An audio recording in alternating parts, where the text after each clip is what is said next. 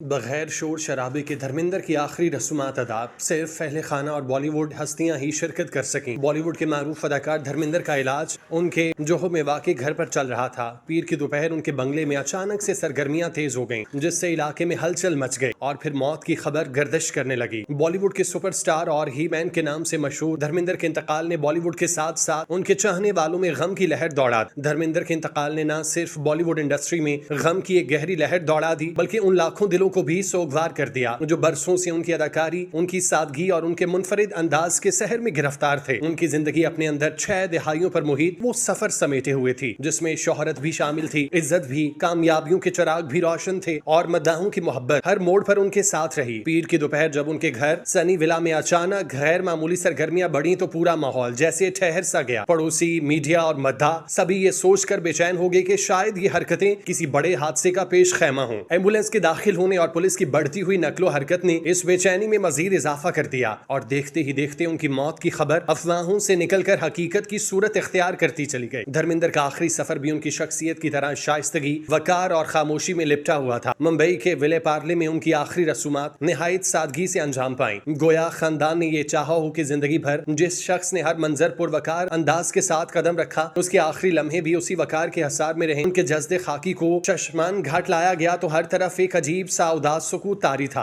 घर वालों ने मीडिया के चिरागों, कैमरे के शोर और भीड़ के हंगामे से इस मौके को दूर रखा। सिक्योरिटी के सख्त इंतजाम और खानदान की खामोशी ने इस लम्हे को, संगीनी को और गहरा कर दिया। ये गहरी खामोशी जैसे खुद बोल रही थी कि कुछ दुख ऐसे होते हैं जिन्हें लफ्जों से नहीं बल्कि खामोश रहकर ही बरता जा सकता है। 60 साल से जायद फिल्मी सफर रखने वाला ये सितारा जब आखिरी मर्तबा दुनिया के सामने आया तो उसके चाहने वालों की आंखों में एक अजीब सी नमी थी, जो सिर्फ गम से नहीं बल्कि उस अजीम फनकार की शानदार जिंदगी की यादों से भरी थी। उनके साथी फनकारों ने भी इस सुकूत में उनको अलविदा किया। अमिताभ बच्चन और आमिर खान जो सबसे पहले रसूमात में शरीक हुए, वो शायद खामोशी से ही सब कुछ कह गए जो अल्फाज कभी अदा नहीं कर सकते। बाद में जैसे ही करण जौहर ने सोशल मीडिया पर एक जज्बाती पैगाम दिया, बॉलीवुड के दीगर सितारे भी एक एक करके विले पार्ले पहुंचने लगे। गौरी खान से लेकर सलमान खान तक, संजय दत्त से लेकर राजकुमार तक, सभी उस लम्हे में मौजूद होना चाहते थे जिनमें उनके महबूब साथी, उस्ताद और हीरो को आखिरी बार अलविदा कहा जा रहा था। पुलिस की जानिब से सनी विला के बाहर बैरियर और सिक्योरिटी का खुसूसी बंदोबस्त भी इस बात की अक्कासी करता था कि खानदान चाहता था ये वक्त सिर्फ उनका हो, न मीडिया का शोर, न रश का हुजूम, न कैमरों की फ्लैश, बस धर्मेंद्र, उनका खानदान, चंद करीबी दोस्त और खामोश फजा तो इंसान को आखिरी मंजिल पर पूरे वकार से पहुंचाती है। उनके इंतकाल की खबर भी खानदान ने खासी देर बाद शेयर की, शायद इसलिए कि वो इस दुख को पहले खुद सीने में समेटना चाहते थे, दुनिया तक पहुंचाने से पहले अपने दिलों की जमीन में उतारना चाहते थे।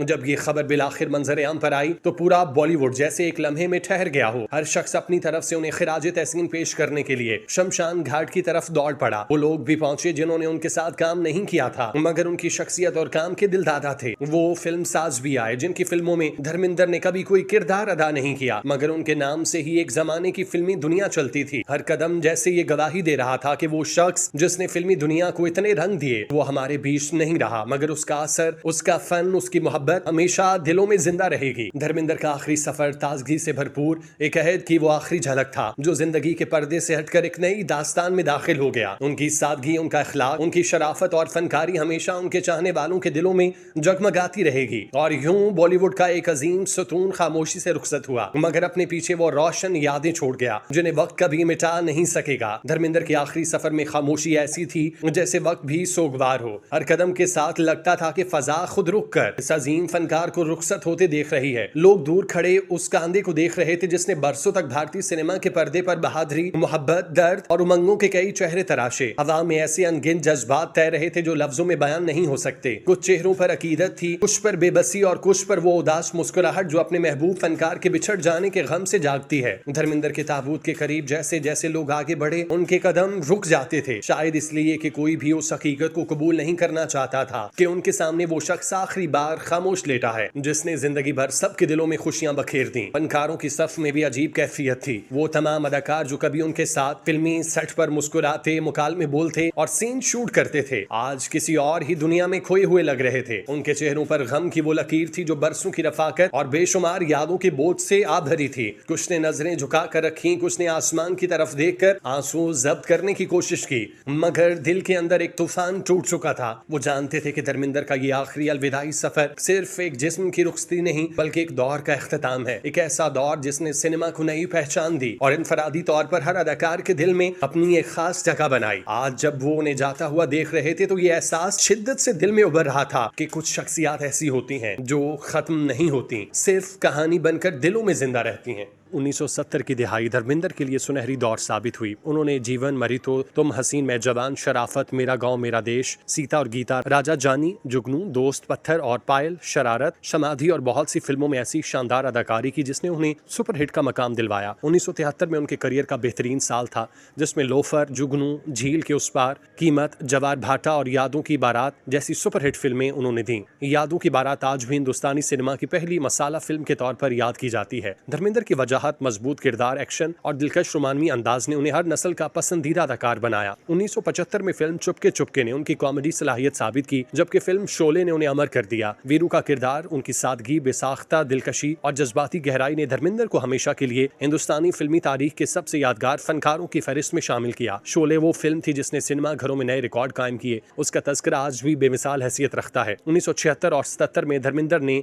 चारास, माँ, धर्मवीर, चचा भतीजा और ड्रीम गर्ल जैसी फिल्मों में अपनी बादशाहत कायम रखी। सोवियत यूनियन में भी उनकी फिल्में रिकॉर्ड बिजनेस किया करती। 1978 के बाद अगरचे फिल्मों की क्वालिटी में उतार चढ़ाव आया, मगर धर्मेंद्र की मकबूलियत में कमी न आई। 1980 की दिहाई में उन्होंने झगड़ालू एक्शन हीरो के तौर पर नई कामयाबियां हासिल की। The burning train, Ram Balram, कैथालोन के कातिल, नौकर बीवी का कयामत, गुलामी, बेगाना, लोहा, इंसानियत के दुश्मन, आग ही आग, वतन के रखवाले और इंसाफ की पुकार जैसी फिल्मों ने उनकी मकबूलियत को बरकरार रखा। 1987 में उनके करियर का एक और बड़ा साल था जिसमें उन्होंने मुसलसल 8 कामयाब फिल्में दी। 1990 की दिहाई के आगाज में नए अदाकारों के आने से उनकी फिल्में कम हिट हुई, मगर उन्होंने अपने मखसूस अंदाज में काम जारी रखा। निकाहबंदी, हमसे ना टकराना, कोहराम और तहलका उनकी आखिरी बड़ी सुपरहिट फिल्मों में शामिल थी। इसके बाद उन्होंने जवान हीरोज के वालिद, सरपरस्त या बुजुर्ग किरदार निभाने शुरू किए। 1997 में उन्हें film fair life time achievement award से नवाजा गया। 1998 के बाद उन्होंने किरदार अदाकारी का नया सफर शुरू किया। प्यार किया तो डरना क्या, लाइफ इन अ मेट्रो, अपने, यमला पगला दीवाना, रॉकी और रानी की प्रेम कहानी और तेरी बातों में ऐसा उलझा जिया जैसी फिल्मों में उन्होंने साबित किया कि उम्र कभी फनकार के फन को कमजोर नहीं करती। 2025 में उनकी आखिरी फिल्म 21 उनकी वफात के बाद रिलीज होगी।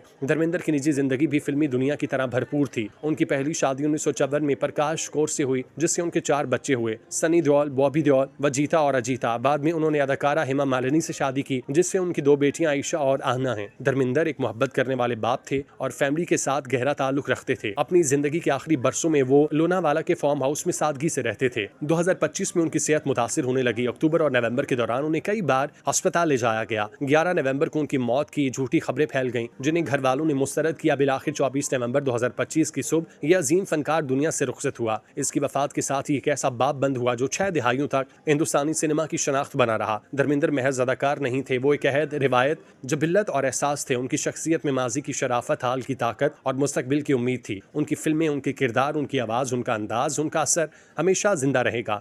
धर्मेंद्र कभी भुलाए नहीं जाएंगे, क्योंकि वो सिर्फ पर्दे के हीरो नहीं थे, बल्कि हिंदुस्तानी सिनेमा की रूह थे। अदाकार का इंतकाल सिर्फ बॉलीवुड नहीं, पूरी फनकार दुनिया में एक खला छोड़ गया। आप जैसे लेजेंड दिहाइयों बाद जन्म लेते हैं।